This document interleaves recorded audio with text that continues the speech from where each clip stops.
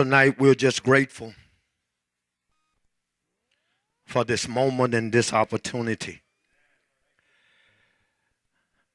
I solicit your prayers on tonight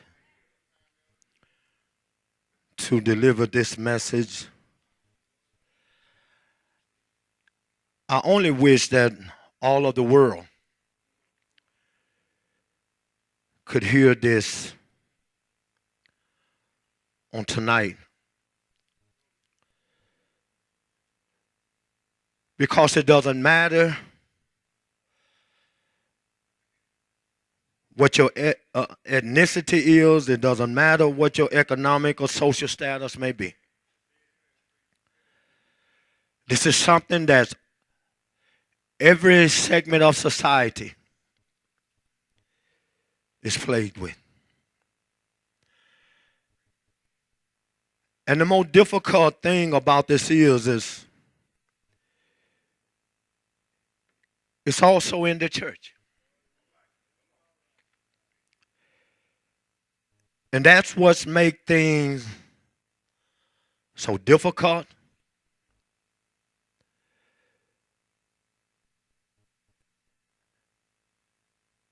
And so we have learned to accept this way of life as the norm.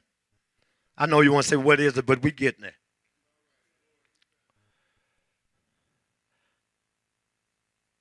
Tonight, as we are staying focused in the midst of adversity, one of the greatest trials and the greatest tests that we are facing is the dysfunctional family. Family that are estranged from each other. The sad thing about it is they're sitting up in the same church and still can't get along with one another.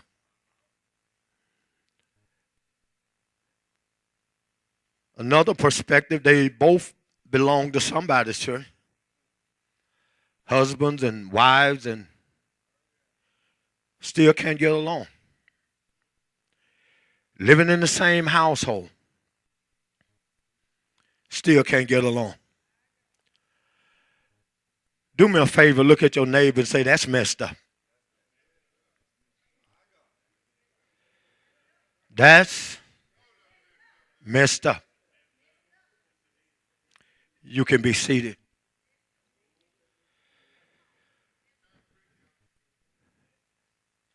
When we look at the book of Genesis, the 33rd chapter, because I have so much ground to cover tonight in such a short period of time. When we began to first, we want to begin to look at a dysfunctional family. It started with the first family. Whether you know it or not, the backbone of this world is the family. When the family is messed up, the world is messed up. Can I just teach just a little bit? Because it's the family that goes to church. And if the family is messed up, the church going to be messed up. And so the same dysfunctional family send children to schools, and because the children are dysfunctional, the school's going to be dysfunctional. And so now we've gone from the church being dysfunctional, because the church is representative of the community going to be dysfunctional. And because the community makes up the city, then the city is going to be messed up. And because our state is made up of cities that are messed up, we're going to have a messed up state. And because our United States It's made up of 50 states that are dysfunctional. So we're going to have a dysfunctional United States. We got a dysfunctional country, and all the other countries are dysfunctional, so now we got a dysfunctional world where nobody can get along with nobody. But we want to keep it real tonight and to try to get breakthroughs. See, the church has gone on a hiatus from truth. They'll stop dealing with what's needful and necessary in the church. Everything, they're speaking about everything that's irrelevant rather than dealing with the relevant issues of our lives. And so because these type of issues are not dealt with, because everybody wants to be popular, they want to say, go ahead, Doc.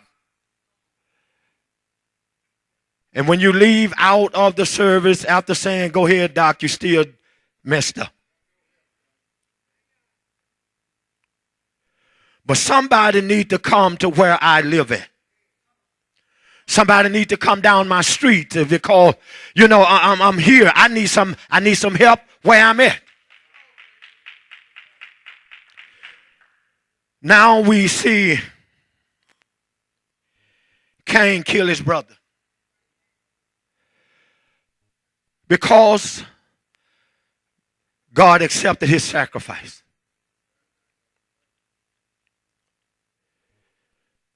Then we move on.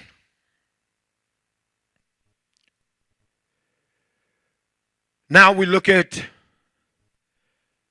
Isaac with his two sons, Esau and Jacob. But Rachel took Jacob and conspired to deprive Esau of his birthright blessing. Because Jacob was old and his eyesight was failing, he could not see well enough to tell whether it was Esau or Jacob. So the difference between Esau and Jacob was that Esau was hairy. And the first thing he wanted to do, he wanted to touch him. So they got goat hair and stuck it onto him. And when he rubbed him, he thought that made him smell like Esau. Come on, talk to me. So now everything is going on, and he passed the blessing on to Jacob.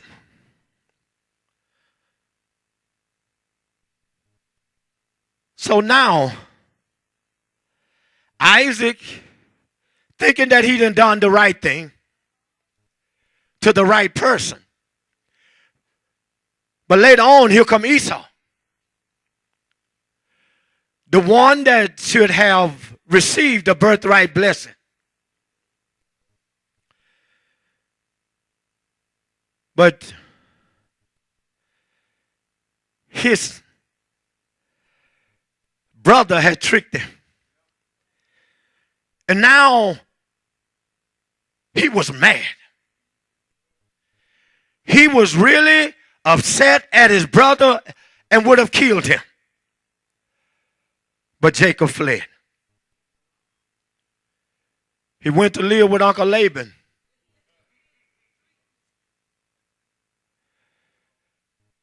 And fell in love with his daughters. Uncle Laban was just like Jacob. He was a trickster. So you work with for me 7 years, that's your wife. After 7 years, he said, no, I wasn't going to give you Rachel, I'm going to give you Leah. So he said, but if you work for me 7 more years, then you can have Rachel. So he loved Rachel enough to work another 7 years to have Rachel as his wife. Now, after living with Uncle Laban for a while, he got tired. He wanted to go home. He wanted to go home. Now you see him longing to see the brother that he tricked. I want to go home. So they kept working on some things. They kept working on some things because he knew if he would come that Esau was going to kill him. He hadn't forgot what Jacob did to him. But after working on this thing a while, he finally made up his mind that he's going home.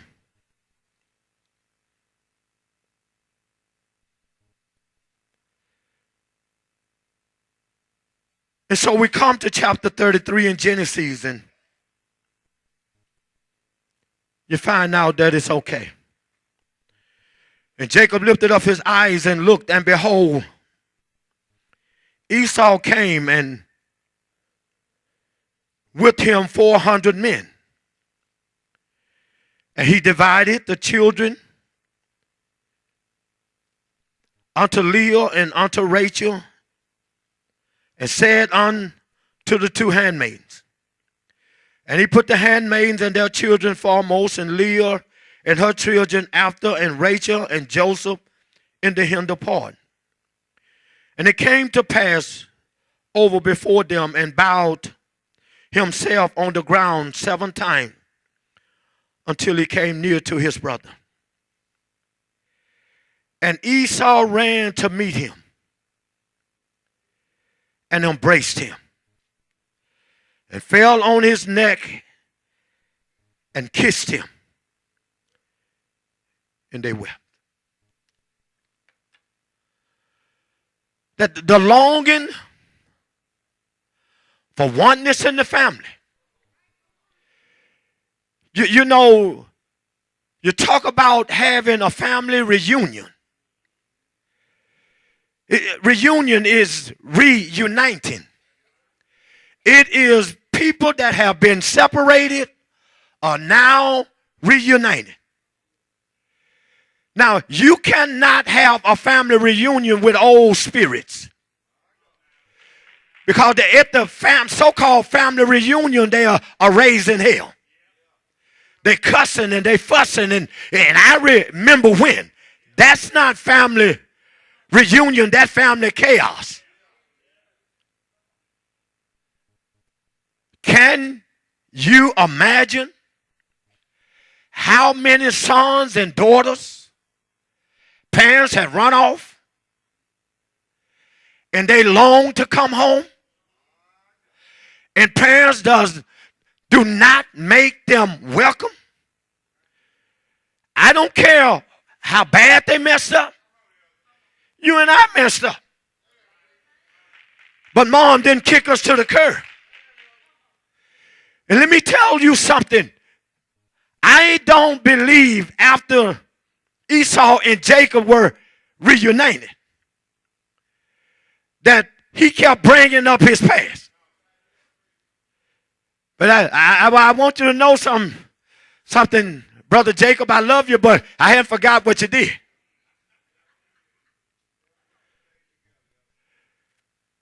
You see, we as parents, we're at fault. We're better than everybody else. Let us tell it. Because all we want to do is just drag up your past. But you don't understand, what you don't hear is the silent cry. that cry, help me. Somebody help me. But because we are too busy fussing and cussing and raising hell, that we can't hear them crying out for help. So the family is in chaos. I want to go home. I want to be a part of the family again. Why don't you help me? Why don't you help me? And I don't understand. You got so much God, but you're not willing to lend a helping hand because you think that you're above them. You think that you're better than them. Let me tell you something. Can I just remind you of where you come from? While we were yet sinners, Christ died for the ungodly. He didn't wait till we got it together. He died while we were in our mess. Come on, talk to me up in here. While we were messed up. When we look at the prodigal son, the man has two sons brought up in the church. They brought up in the church. Brought up the right way. But exposure to sin with the appetite of this young man. So he finally made up his mind to, Father, give me that portion of the inheritance that befall me. So now, if you're going to be here, you don't have to worry about it. But he said, no, I'm getting ready to get up out of here. So what the Bible said, with reluctancy, the father granted unto his son his wishes.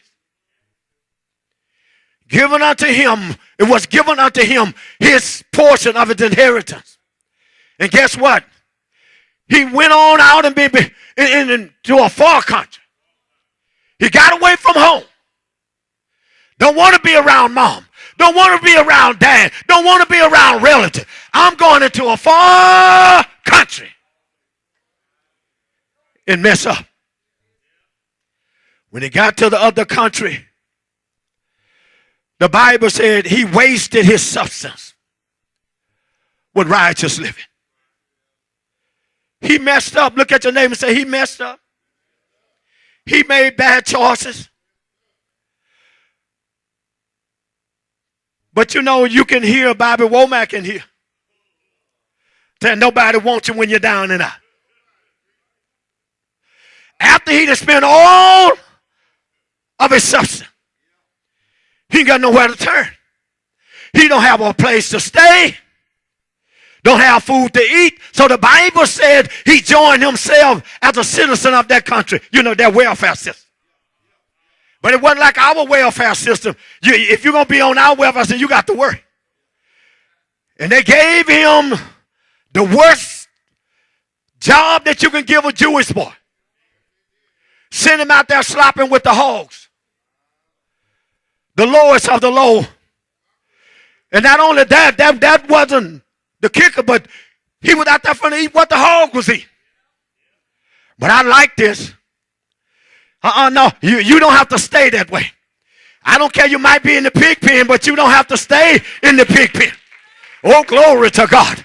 The Bible said when he came to himself. Now, God, there's something that happened in his life that caused him to come to himself. He said, wait a minute. Wait, man. Hey, you don't have any business out here. My father got hired servants that eat better than I'm eating. Come up with a resolve. Because even though he left Rome,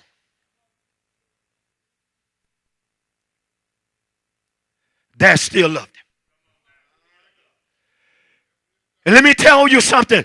It wasn't a coincidence that his dad happened to be looking out down that dusty road and saw his son. That was a spirit of expectation. he was hoping, he was yet, my God, had him on his heart and praying, God, bring my son home. Bring my son home. Well, just imagine what would happen if fathers and real mothers that got on their knees and say, Father, bring my son home. Bring my daughters home. Bring them home, God. And so now he look out and see his son. Coming up that dusty road, he got excited. When he saw him, he ran. They did a Esau and Jacob moment. He ran and fell upon him and kissed him. Excited to see him. No, he wasn't waiting for him to ring the doorbell. I said, what you doing here? I told you don't come to the house looking like that. Don't come to the house because you've been doing all this other stuff. No, I'm glad you're home. I'm glad to see you. Come on. You know, they told cattle, welcome back, welcome back, welcome back. But they won't tell the children, welcome back, welcome back. They won't tell the loved one, welcome back. I'm glad to have you in my life again. I want my son back. I want my daughter back. I want my dad back. You ain't saying nothing. When dads had left for a job and never came back. Dad never came back. Man, how often do we hear these stories? You hear these athletes, accomplished athletes that have made it, that mom done told them where their dad was. So one day dad left home and never came back. Chris Carter, when in his Hall of Fame speech, he told a story of his dad left home one day and never came back. Left his mom to raise 4 children. But he said, but his mom, after even when she was 50, she got when she graduated from finished school, and then she got a degree in college. She didn't stop. And you know, that's the kind of woman you applaud. That's the one you want on your side. That's the one that you want in your corner. My God, when dad is nowhere around. My God, when dad is too proud. My God, because that's not my child. Wait a minute, you don't understand. My God, when God looked up on his son, he saw his son in the worst state. My God, when his son was crying out, my God, unto the Father, my God, Lord, Eloi, and Lama Sabachthani. My God, let this bitter cup pass from me. And my God, God couldn't stand to see him suffer. The Bible says turn his back. My God, but we don't turn our back on our children. My God, we want the best for them. Y'all ain't saying nothing. My God, I don't care how I keep telling you.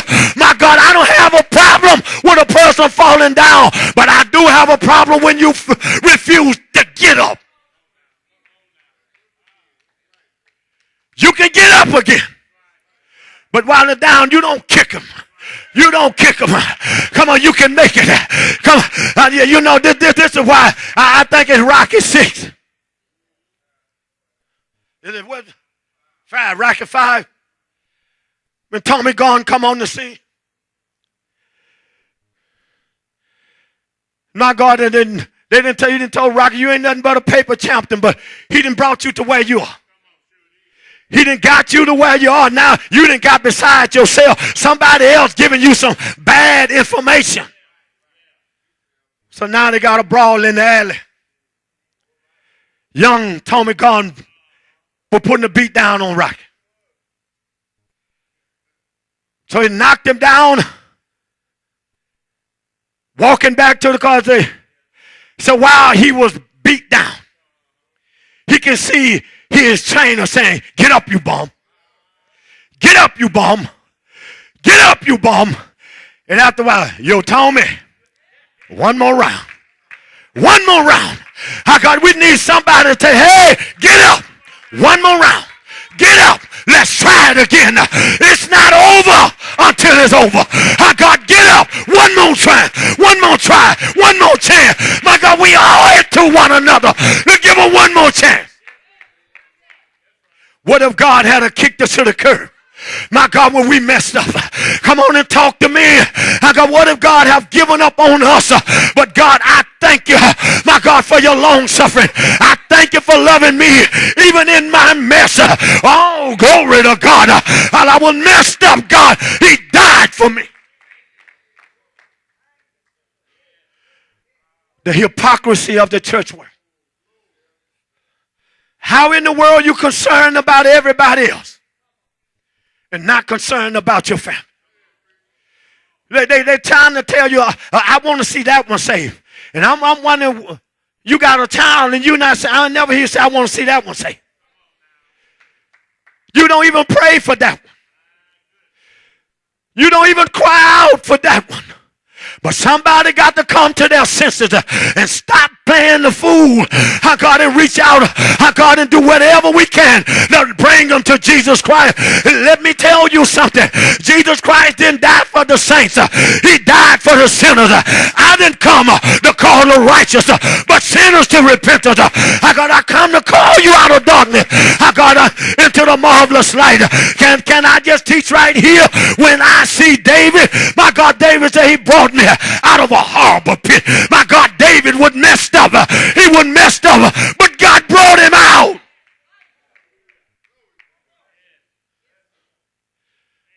God brought him out of. You, first of all, don't forget where God brought you from. Don't forget where God brought you from. It could have been me. It would have been me. It should have been me if it had not been for the Lord. Come on and talk to me. I got if it had not been for the Lord that was on my side. When my enemy came up against me, my God, to eat my flesh, they stumbled and fell. But I just thank God that God was on my side. And let me tell you something. My God, somebody ought to be shouting. I got somebody ought to be happy because you can remember when God brought you out, when he threw his loving arms around you.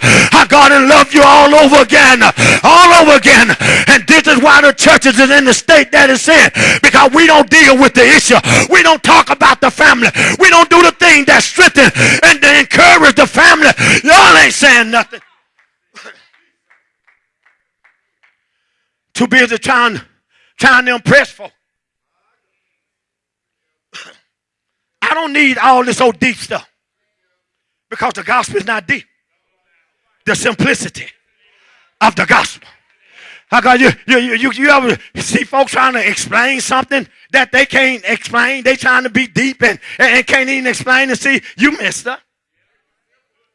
You messed up. You don't have it like the Bible said. And so, you know, there are a lot of people, they come and they say, oh, I like the way you preach because you make it plain. You make it plain. Because you make everything that you're preaching and saying, it's relevant. It looked like you've been following me around. It looked like that you know all about me. But I'm just trying to help you. I'm not trying to make you a fool. I'm trying to help you. And I can't help you when everything is over your head. I can't help you. I got it. You looking at people that got malaria. Aspirin won't help them. You need something that's going to reach way down, my God, into the depths of the soul. My God, to get the infection out. My God, the aspirin won't help it. My God, shouting folks. My God, folks shouting and they're full of sin of the manger dog would flee. My God, but let me tell you something. The church got too much inspiration and no information. My people are not going to hell because they don't have inspiration. They're going to hell because they don't have information. According to Hosea 4:6, my people are destroyed for the lack of knowledge, not having the proper information. Can I just teach? Folk going to hell because they're not good stewards over the money. See, we don't talk about money management in the church. But that's what God can bless you with. And you got to know how to manage what God bless you with. Come on, talk to me. God, because God want to come back and he want to know what you done with what I bless you with.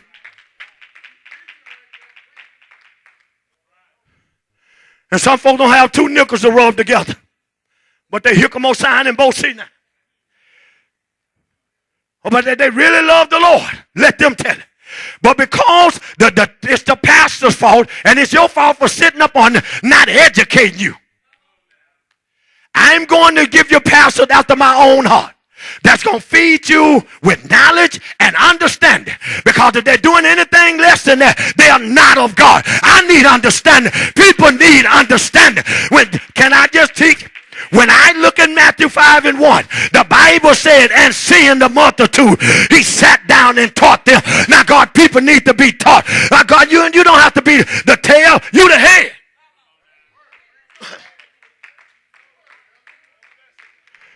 The ignorance of people. People, the church that George Foreman was going to. You can't wear a suit. You can't wear a tie. You can't wear decent shoes, decent clothes. You just look tore from the floor up. That means you got God. You a lie. And folks think, they think you. Let me tell you something. But I done preached on them enough up in here. All these this. You go buy you a car. I told you stop shopping at the fruit stand. Stop buying all these lemons. Go buy you a car. Some dependable transportation. That's the teaching. I don't preach a poor gospel. I preach a rich gospel.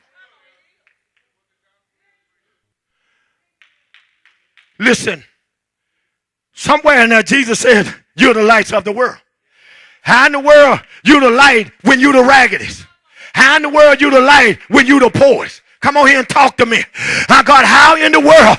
God, you can't balance a checkbook, and you don't think that's important? I'm not going to be paying the people, my God, all of that money, my God, for overdraft fees. My God, you'll get sick and tired of these $35 and $40 overdraft fees. My God, I could buy a sack of groceries with that. My God, but because you don't know how to manage. Come on, talk to me. Men got to stop being stupid. My wife can handle it. No, my wife can't handle it. Every time I look up, we in the red. Now, let me pull this thing over here. Let me get involved. Let me get involved. And I don't care if y'all don't ever like it. It's the one that knows how to handle the money that ought to be handling the money. Not because you the head, man. When your head is hollow, you don't need to be trying to handle no money. And when both of y'all heads are hollow, y'all in serious trouble. Y'all need to get somewhere, my God, where they can teach us how to manage our money. Because you don't want to go through life, my God, don't have a pot to pee in the window to throw it out of. I got the purpose of this life, my God, to accumulate things. God, you gave me 5 talents, and I got 5 talents more. I'm managing. You gave me 2. I got 3 of that. Now I got 5 talents. You gave me 1. I ain't do nothing with it. I just put on in the ground. I buried it because I knew that I was an austere man. I knew that I was a hard man. God, you're reaping where you have not strong. God, but I know, God, but you're a hard man. He said, if you knew that I was a hard man, my God, why didn't you put it through the usury? God, so it can get interest. Why?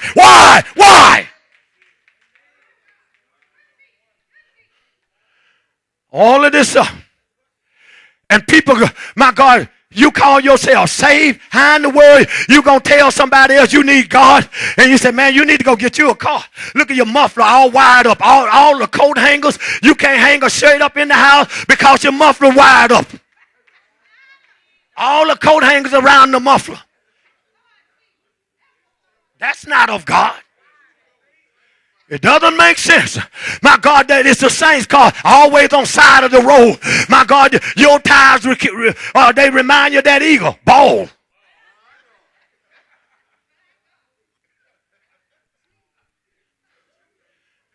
He got more feathers on his head than you got rubber on your tire.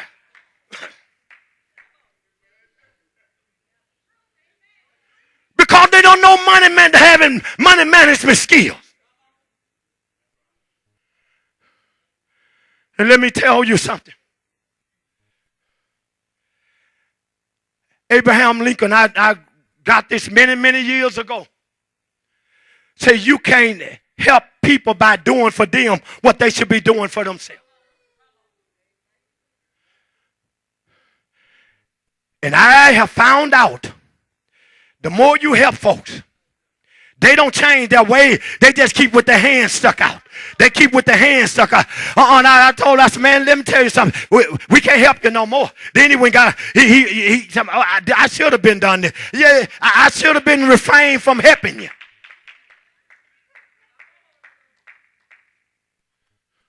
Because see, when you can't just sit on the pot. You're going to have to do something to get up. You just can't sit there. You're going to have to move around. Oh, yeah, this sound teaching. This is sound doctrine. You know, folks think it's sound when everything that you preach and teach is controversial. God ain't in that because he's not the author of confusion. I fellowship with folk that I don't agree with everything that they say, but my God, we agree that sin is sin. You might not like my shoes, I might not like yours, but that ain't no sin because you want to wear that brand and I want to wear this brand. That ain't no. I ain't coming to talk about shoes. I'm trying to edify you. I'm trying to encourage you. I'm trying to build you up. I'm trying to strengthen you to run on and see what the end gonna be. Man, I can set up and argue. And fight folks all day long, but I'm not coming together. I'm coming together to help you.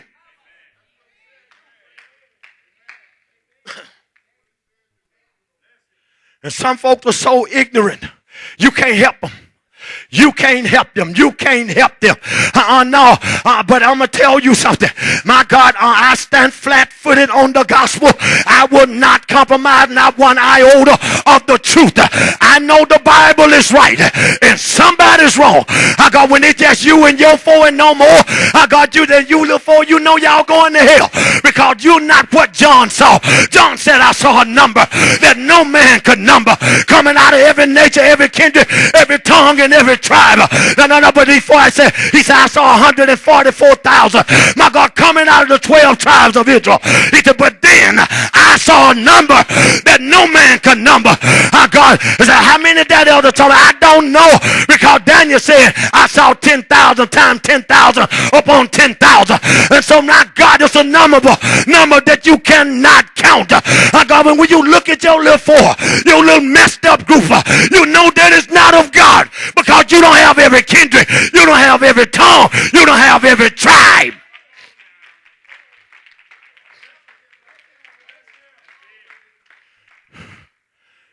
Well, you'll be surprised of the foolishness that people are being taught today. They will condemn me for having a suit on and a tie, for dressing nice.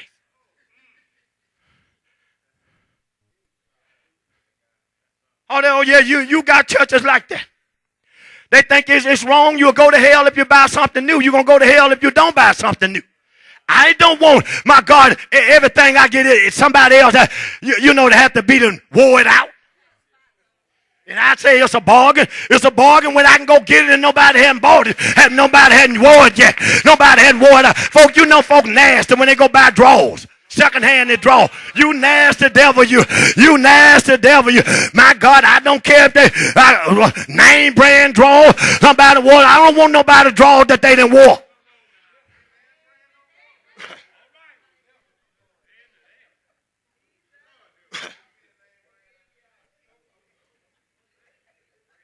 Now look at the neighbor and say, that's nasty.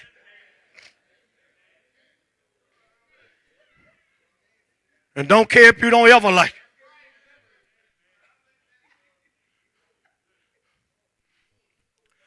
Then let me tell you something. When you get up, you got to stay up. You've been knocked down, get up.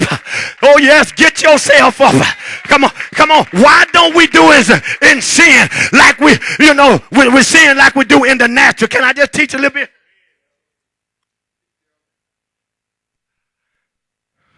But one day I was leaving out of mother's old house, going down the hill. I was sure. At least I thought it was. I had on my white slacks, my black shirt, man, and I'm going down the hill. But I messed up. Put my hands in my pocket. got there on the loose gravel, man, and I got to doing all that stuff. See, I couldn't fall on my face, so I had to do one of them numbers. And when I did that number, boy, that just pitched those hands. And I just had to take it like a man.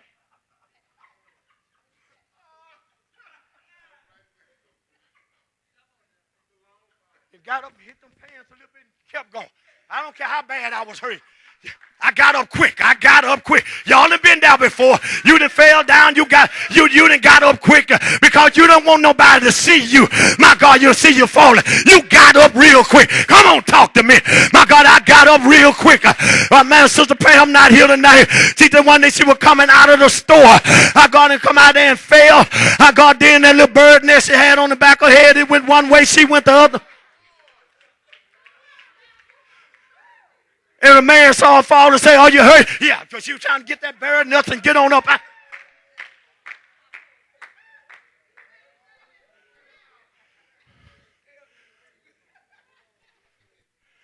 to get up quick.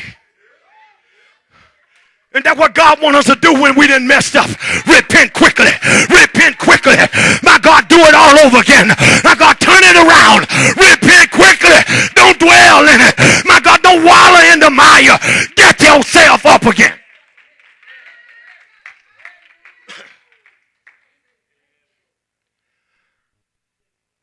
But let me tell you something. Just bear with me. From Genesis 37 to Genesis 50, we find out about Joseph.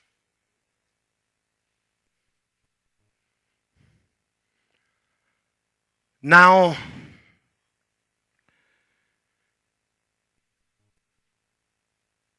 Joseph started messing up. Not because he was doing wrong.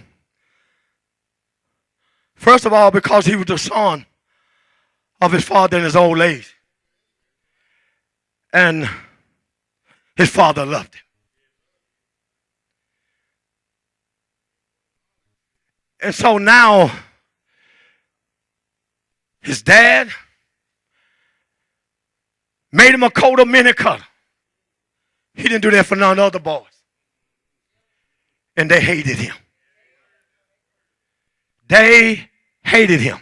They hated him because the father loved him. They hated him when the father made him a coat of many colors. They hated him. Family dysfunction. The family was dysfunctional. So now, thank you, Holy Ghost. This is the problem that we have in the families. We play favorites. We play favorites. We favor one and treat the other with ill feelings.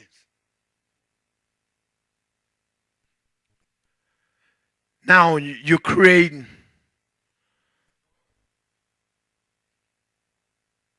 a chaotic situation. Because you know that there are children that would love to be in our children's shoes. Having parents that love them.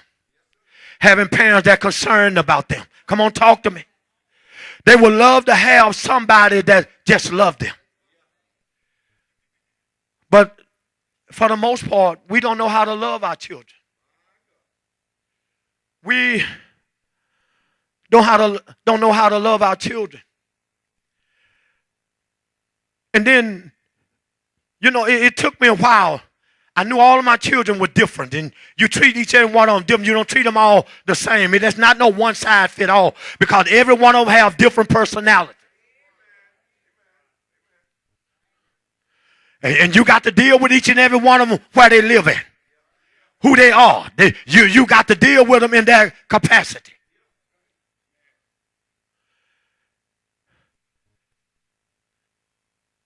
Let me help you tonight, parents. let me get on you right quick. You're not all that. I don't know exactly what it was, but something my oldest daughter had did. So Isaiah was saying, he said, Dad, we've been telling y'all, you and Mom all along, y'all problem is y'all don't listen. And that's our problem. We don't listen. They trying to talk to us, but we don't have time for them. Now, children would love to have a parent that say, hey, what's going on in your life? They need to know that they got an open door to come and sit down and talk to Mom and Dad. That when they got issues in their lives, they're having troubles. And so they need somebody, my God, that they can vent to. Because when they keep all of this stuff on the inside, and let me tell you something, men need somebody in their life that they can vent to. You need somebody in your life that's going to hold you accountable. Because you can't make it on your own. Can I just teach? Oh, I got Jesus and that's enough. That's why you're going to hell. Because Jesus had Jesus and that wasn't enough. Am I teaching good? He looked at the disciples and said, hey, come pray with me. Why we need to pray with you, Jesus? Because my heart is exceedingly sorrowful, even unto death. This thing is bothering me. This thing is bothering me, and I need y'all to pray for me. You need somebody in your life that you can confide in. You don't need somebody that's a rascal or scumbag just like yourself. You need somebody that's, hey, that's going to rebuke you, that's going to reprove you, and say, hey, this is what you need to do. You don't worry about their feelings. You're worried about their soul. Come on, talk to me. It's sad. It's sad. I got all of these brothers. All of the brothers. They know that they can talk to Elder Thomas. You don't have a pastor that you can talk to. You don't have nobody, I got, that you can turn to. Mom won't listen. Dad won't listen. I got the pastor at the church. He won't listen because he messed up too.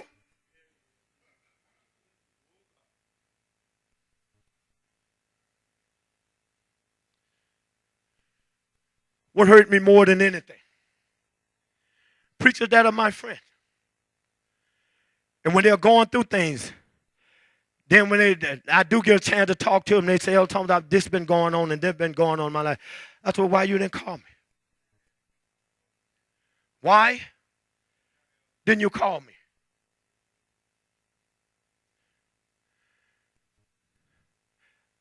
I thought about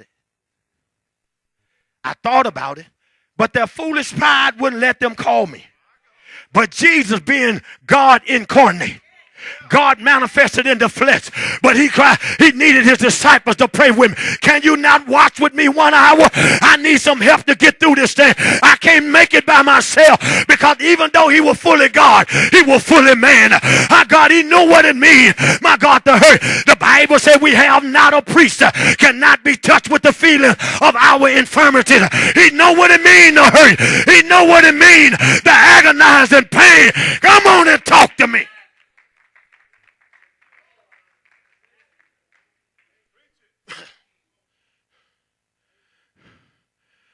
He know what it means. He know what it means to be tempted. He was tempted in all points just like we are, yet without sin. If I can get through it, you can get through it. I got him. He was in this house of clay just like we were. Oh, yes. I got, he was in this house of clay. We just need some help. I need, when I'm reaching up for some help, don't slap my hand. I got, help me up, pull me up. I got, we need somebody that's telling us, say, get up, you bum. Get up. I got, why are you sitting down there? Why are you going through that when you don't have to? You always want to walk before God with a spirit of humility. You always want to walk before God in a spirit of brokenness. God, you don't mean that you don't have any faith. You think that Jesus didn't have faith? But I need somebody to help me. I need somebody to pray with me. I need somebody, God, that know God, God, that can help me. People going to church can't talk with the pastor. You can't talk with the pastor messed up. And most of these pastors around here, if you want to talk to him, you got to go there and get him off under the tree. They're over there getting, they ain't firing up the joint, but they sure hitting it. Setting up that just inhaling the dope. Sniffing like a wild dog in the wind.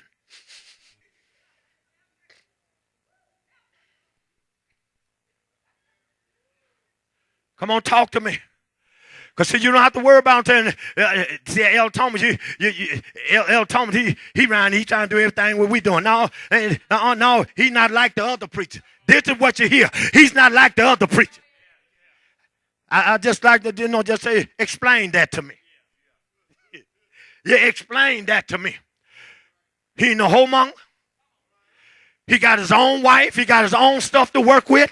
Y'all ain't saying nothing. God, he going to tell you, you got to be careful. And if you saved and you sanctified and you Holy Ghost filled, my God, then you're kept by the power of God. God will keep you. Come on and talk to me up in here. God, when you feel like you're at your weakest. My God, when David said, my feet well not slip. My God, when I saw the prosperity of the wicked, but he didn't say I fell. He said I almost. And some of us have been in some situations where we almost messed up. Then I went back and cried out to God, Lord, you got to help me. That was too close for comfort. You got to help me, God. Give me power over all the power of the enemy.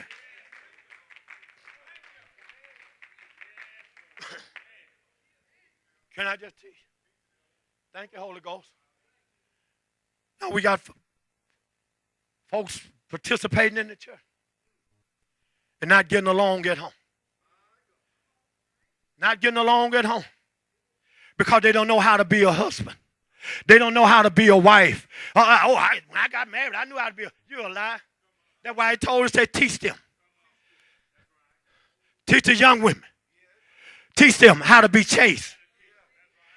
Keepers at home. Teach them how to love their husband. Teach them how to love their children. Oh, y'all ain't saying nothing. I got to get married and not God and with not enough information. I got because you just getting hot from the waist down. That don't mean nothing. Everybody, they want to think marriage is not thinking below the waist. My marriage is looking way down the road. How God that we can provide. I go, oh yes. Whether we get a family, how we going to take care of family? Are we ready for a family? Y'all ain't saying nothing up in here.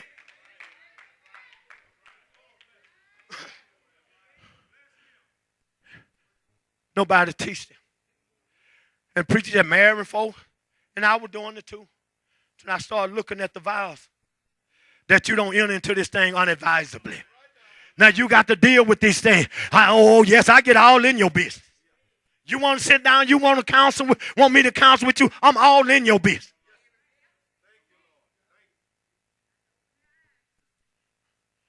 You want to sit down and say, we think about getting married. Okay, let me ask you something.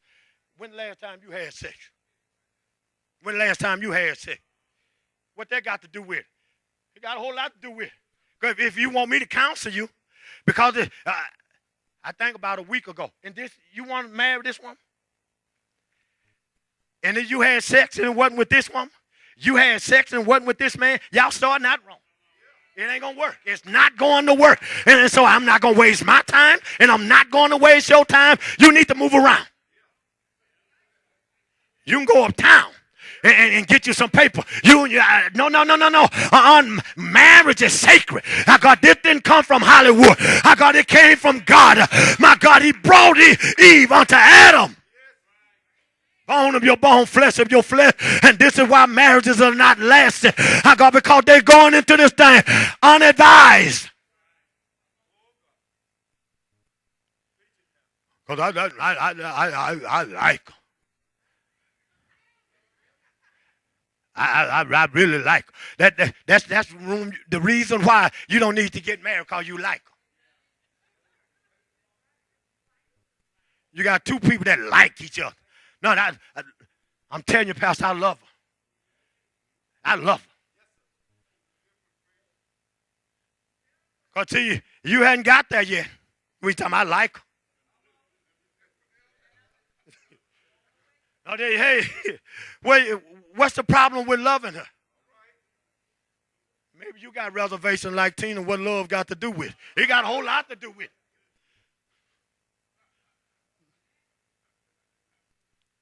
Come on, talk to me up in here. Because this is why the family is messed up. This is why the family is messed up. And wives, you got an obligation, responsibility to your husband. Husband, you got a responsibility to your wife. The most powerful thing that we got going in the marriage is respect. Is respect. No, it's not. It's not commitment. It's not love. Because these folk kill folks and say, I loved them. Because I couldn't have, I didn't want nobody else to have. I loved her. Run over with the car. Put it in reverse and run over them again. Because they love them. No. That's why is respect so powerful? Because there's certain things you won't do when you respect a person.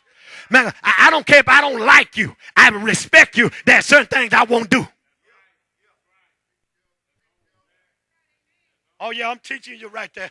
I'm teaching you right there. But when you see, what does respect do, Elder Tom? It calls you to be on your best behavior. Respect. Because even though she's not here, my God, I respect her enough not to do certain things. Even though he's not here, my God, I respect him enough, my God, not to do certain things. I got folk go out and fornicate and commit adultery and do everything and say, but I love my husband. I didn't mean to hurt him. I love him. No, that's not love. Every time I thought we were doing a revival, yeah, we got a messed up family. We trying to bond, call the family to bond together. I got and folks are being destroyed because they don't know. I got nobody.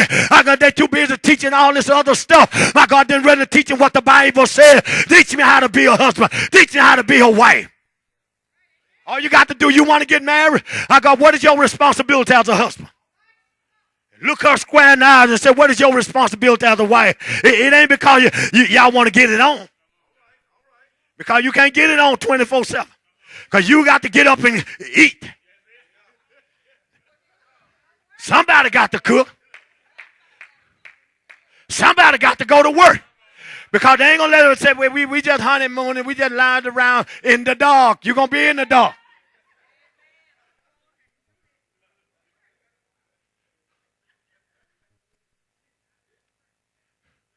It's not going to work.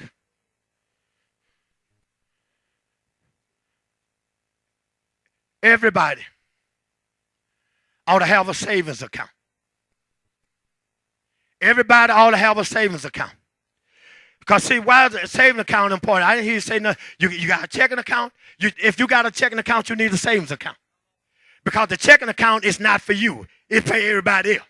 That savings account is for you. That's what you put in there for you. And you out there, everything you get, you're paying. And some of us are just as greedy after money. My God, money don't answer all things. It doesn't answer all things. And you listen to all these old prosperity hypocrites. It profiting them. It's not doing you nothing but leaving you, my God, with a bunch of debt. Young people need to know, when am I ready for marriage? Not because you're hot and standing at attention.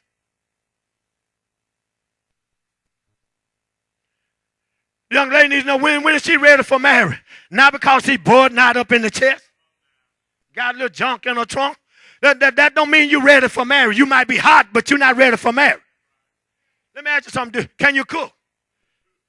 But I can learn. Now, that wasn't what I asked you. I asked you, can you cook? Because you can't cook. Y'all starting out bad. Because you can't eat out every day. And nobody don't want all of Miss Cavender and all, what is banquets and come on, talk to me. No, I want something that, been on the pot or on the stove a while, been boiling. Come on, talk to me. Don't want to be biscuits all the time. I want to eat some of your biscuits. Y'all ain't saying nothing. It's okay, man. What make you ready for marriage? Well, see, I got a little mustache. Now I got a little hair on my chest. And then, a little other part of my body, it's kind of acting up. Okay, yeah, that's all three good reasons. Let me ask you something. Where y'all going to live at? Mama and them. So how long you think Mama and them going to let you stay there? Think you're going to let you stay there for free? You think they're going to let you stay there and eat up all the groceries that don't provide, no? See, they let you know that, hey, you're not ready for marriage. Because you got a wife, you ought to be going to your house, not Mama and them. You got a wife, you ought to have a bank account. Y'all ain't saying nothing. Not overdraft. You ought to have some money in the account, honey. And you can't be sitting around there just so desperate to get married that you accept anything. Now you want a quality of life. You want somebody, God, that you can provide for. God, they are financially secure because I'm providing for you. God, they're emotionally secure. Come on, talk to me. God, they got somebody, my God, that's not bankrupt in love. God, they're going to love me. And this is what people want in life. God, I just wonder why they want to go back home. I want them to love me again. I want to become a family again. Can I get a witness up in here?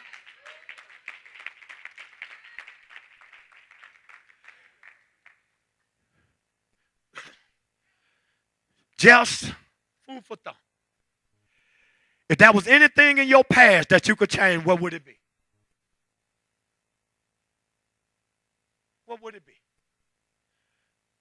Some of us say, well, they'll tell me I just can't pinpoint one. There's so many of them. If I could just change something. You know what the man said. If I could just turn back the hands of time. But you can't turn it back. So now we got to get things straight from where we are. We got to get it together from where we are. And let me tell you something, Lord help me. I got so much rushing through my mind right now. And so I might seem like I'm here and there, but I'm just trying to catch it while it's fresh. Some of us, you're walking around with all this bitterness and hatred in your heart for things that people done to you in the past.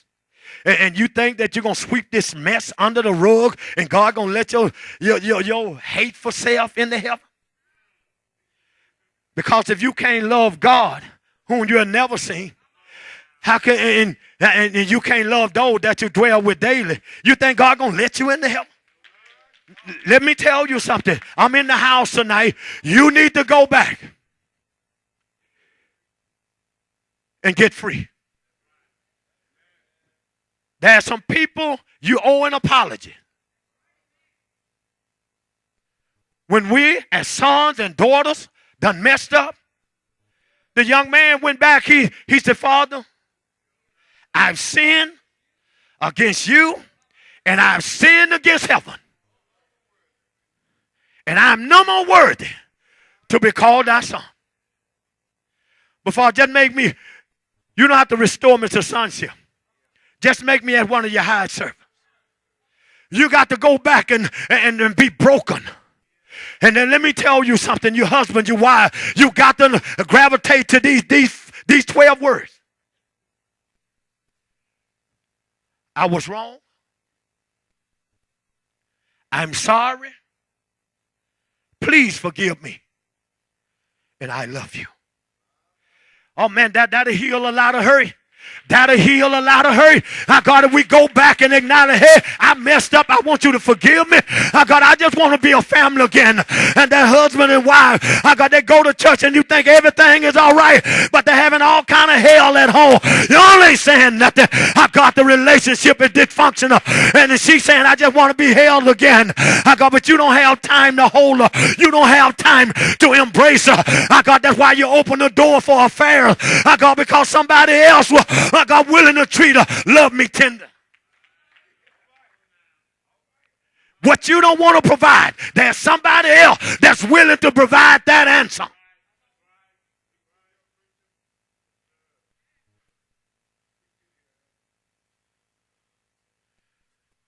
It's okay to help me, Lord. I got to do better. I got to do better. I got to do better. Oh, yes. I failed you right there, brother. Every time you get that little urge, you know, then you want to become one. But then all other times, you're doing your thing. Where's our family time again? Where's our family time? Thank you, Holy Ghost. Let me deal with this in right. See, a lot of problems in the family is money. When you're struggling with money, you're going to have a problem. Because if it wasn't for you, we're going to place the blame on somebody. But no. We got to learn how. It's not how much money you make. It's how much you keep. When you know how to manage. And I never understood it. When I looked at our parents, man, they didn't have all these good paying jobs. 50 cents a day, $2 a day, and stuff like that. And how did they manage to save? And now we making good money, and my God, all we doing is accumulate debt. Something is wrong. It's something wrong with that. We have to deprive ourselves of something. I got something might be a good deal, but I can't afford it right now. Let me tell you when you become mature. Am I teaching good? Let me tell you when you become mature. When you can say no. When you can say no. Because you can't do everything for everybody. And see, that's what gets us in trouble with the husband, with the wife, because somebody else can get you to do something that the wife can't do and the husband can't get you to do. Come on, talk to me up in here. You were tired just a few minutes ago. My God, when I asked you to do something, but because somebody on the phone rang, a sister of the church, and said, could you come over and change the flat? I just asked you to wash the dishes, but you were too tired. But now you want the sister called me. She had a flat. Well, they got to fix a flat. They got a man to come by your house and fix your tank. Well, right now, you need to fix your marriage. Don't be trying to like you're Superman, that you're a super saint. You need to fix your marriage. You need to be there to minister to the needs of your wife. Come on, talk to me. You must be a punk. Every time you look up, you're running off with the boys. Running out with the brothers. I don't care if you don't ever like me. You must got some punk in you. We going to the church to pray. Now, how come you can't pray at home? Why do you have to pray? He told you to enter into your closet. He didn't tell you to go to church and pray all the time. Why aren't you going to pray with me and the brothers going to go pray? That your wife, when the last time you prayed with her? When the last time you prayed with your heart? Look how y'all look. Now they can buy you for a penny right now. Because everybody want to be schooled.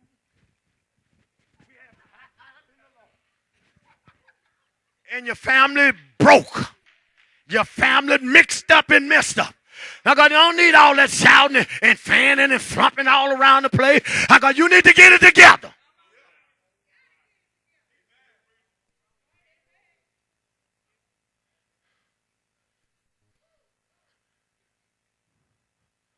Why you call me Lord, Lord, and won't do the things that I say? How in the world you can say you love me, but you won't, I don't see that you love me. So God said, now I don't want you to love in word only, but I want you to love in deed and in truth. God, I want to by your actions.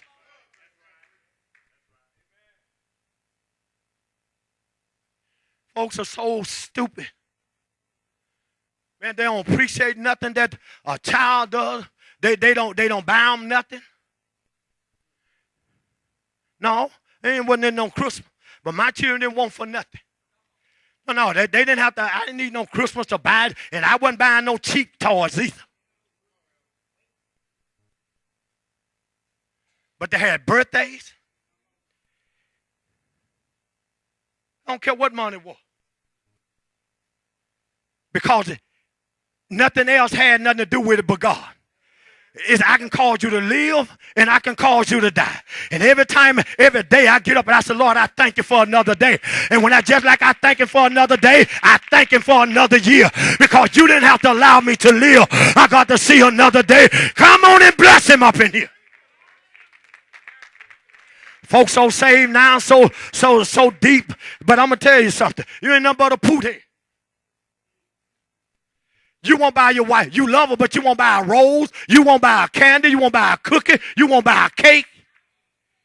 You cheap bum.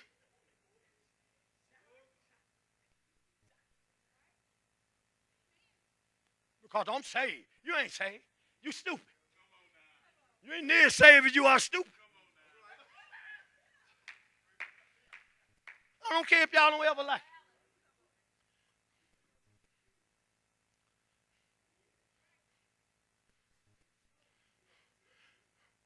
I bought my wife 3 dozen of roses. That's for 36 years.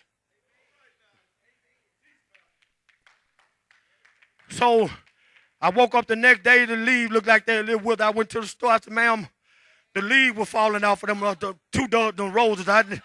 She said, well, these here kind, they know I'm doing like, well, I said, give me the 2 more dozen of those roses right there. I got that'll last a while. Oh, she got her 5 dozen out of. Y'all ain't saying nothing. I don't care if you don't ever like it. I'm not around there shopping in that what that book, Avon. And they have to pull the car up close to the house so that you can jump in there real quick because if the wind hit it, my God, you smelling just like you were before you ever. Won't even buy your wife no perfume. You know you are twofold stupid.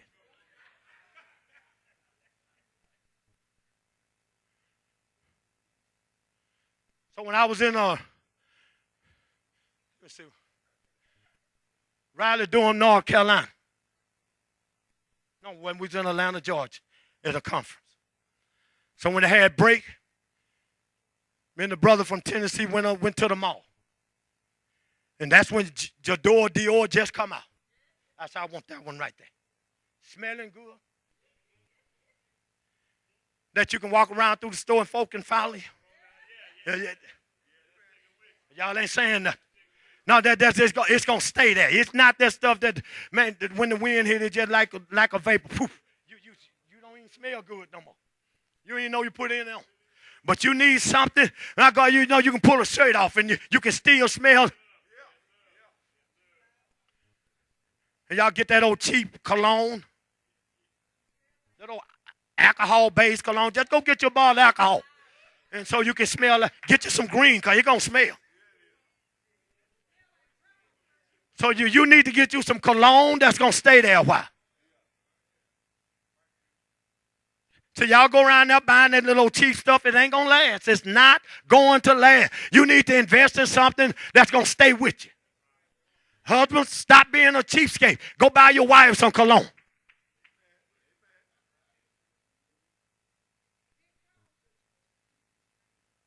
And wife, buy your husband some cologne so he won't be smelling like a buffalo hunter.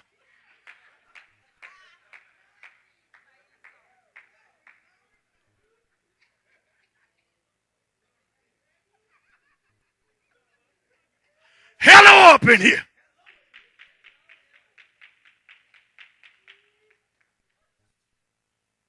No, I'm going to hit something else. I'm trying to finish this. But see, y'all won't let me stop. This not me. I'll be glad to stop. Y'all won't let me stop. But let me teach right here. Listen, It ain't no time for making love when both of you must is two cats. You've been around there rolling around in the woods under the truck, and now you right there mowing the yard. Now you want to come in there, you want some loving. Hey, go take your bath. Bring your mustard self up in here. This holiness. This is holiness. Well, you might not have gotten it nowhere else, but say over there, man, Elder Thomas is telling it like it is. And he don't care if you don't ever like it.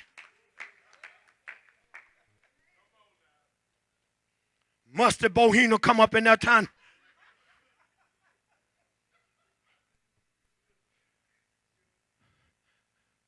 You your breath like a fire-breathing dragon.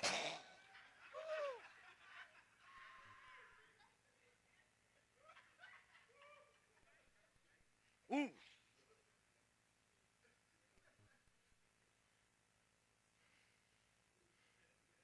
Lift your hand and tell him thank you. Oh, glory to God. So you got to know how to make the home happy. You got to know how to make the home happy. You got to know how to appreciate one another. God, I thank you for my wife. I thank you for my wife. When the last time you told the Lord thank you for your wife? I mean, sometimes the Lord can't trade in and give another.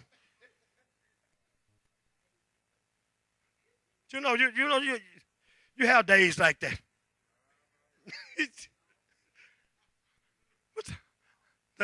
I think I better. That's all right, God. I think I'll keep. You have those moments. You have them. I'm just keeping it real. Things not going just right, and the devil warring with your mind, and you out trade in, get you another.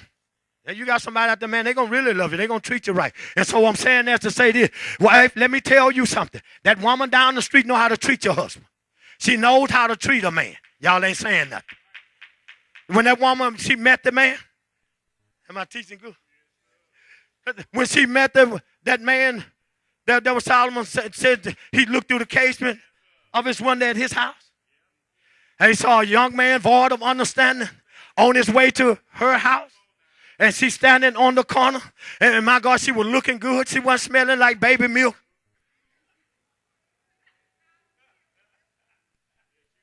She was looking good, smelling good, and say, come on, come go home with me because my husband gone on a long journey, took a lot of money with him, and he going to be gone a while, and we going to solace ourselves in love. I done decked the bed with tapestry, my God, with perfume, and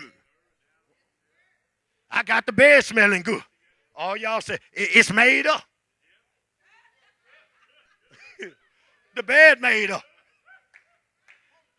The bed ain't been made up all week. Don't you know you going to hell with your lazy self?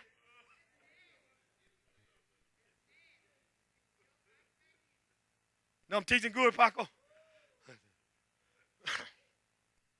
I mean lazy. The bed that stayed messed up for the whole week.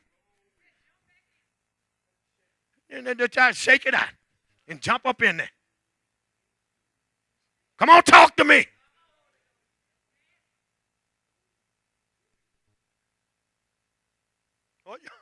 Boy, if you can see the looks on some of y'all face up in here. The family's messed up. But let me just run this thing by you with Joseph. Joseph went through so much. Joseph went through so much. My God, the brother playing first. His dad sent him out to the field to find his brother just to see how they were doing. My God, when they saw him coming, they said, yeah, we're going to kill him. I said, no, don't kill him. Reuben spoke up and said, no, let's don't kill him. Let's just put him in a pit.